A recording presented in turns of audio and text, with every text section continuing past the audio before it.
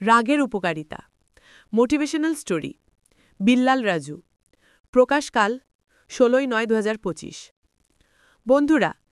আগে একটা বাস্তব গল্প বলে নিই তারপর রাগের উপকারিতা বলি ২০০৬ সাল ফ্রান্স বিশ্বকাপ খেলছে জিনেদাইন জিদান দলের ক্যাপ্টেন ফুল টুর্নামেন্টে ফর্মে ছিলেন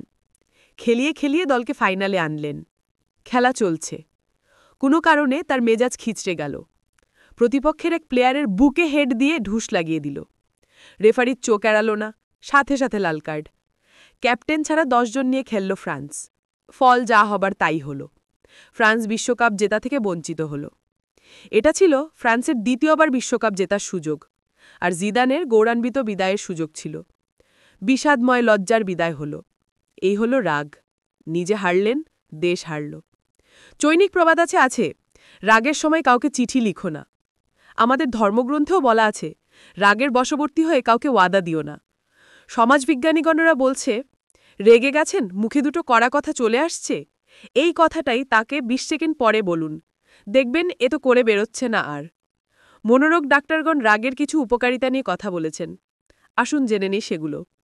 ১ হার্ট অ্যাটাকের সম্ভাবনা বাড়ে ২ ব্রেন স্ট্রোকের ঝুঁকি বাড়ে ৩ ডায়াবেটিস বাড়ে ৪ কিডনির জটিলতা বাড়ে ৫ লিভারের জটিলতা বাড়ে